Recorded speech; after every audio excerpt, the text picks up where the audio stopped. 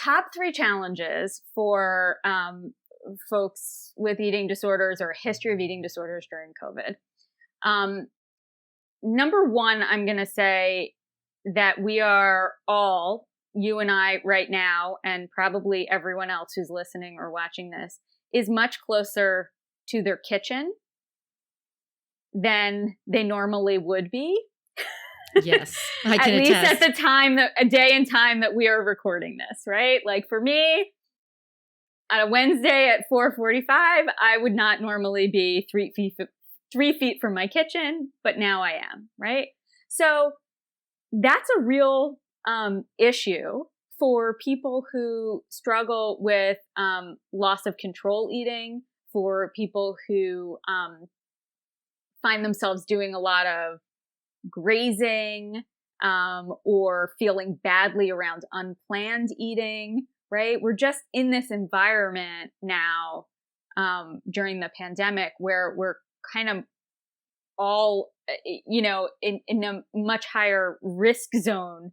And that's combined. So I want to say the closeness to our kitchens combined with the really unique prolonged stress that we've been under throughout the course of this pandemic. And whether that stress is how you are relating to other people in your household, whether it's feeling lonely because you live alone, whether it's trying to do work like this with, kids fighting in the next room, right? There are a lot more ways in which we may turn to food, eat in response to emotion, and it's the closest thing to us. So that, I think, has been one of the biggest challenges of the pandemic for people who have eating issues.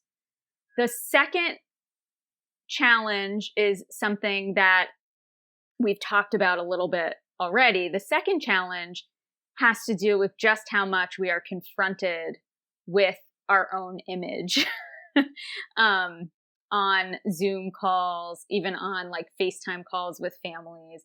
We're looking at ourselves significantly more than we ever were.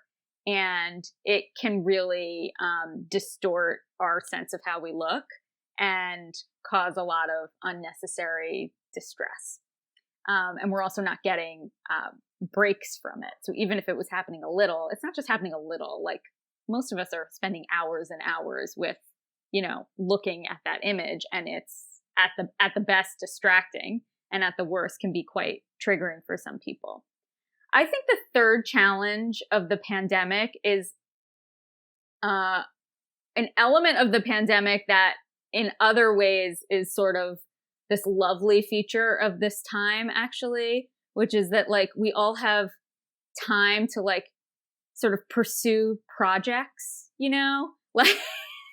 like the New York Times, for example, since the pandemic started, has this whole section that's like at home, and they give you like different things you could cook or different art projects, or, if you want to do a do-it-yourself decorating project, and that's like sort of a way to make the best of a bad situation. I think the challenge for us in a Western culture and for people with a history of or at risk for an eating disorder is that we might take on an exercise project or a diet project in our spare time that might turn out not to be such a healthy endeavor. So those are my three big pandemic related challenges.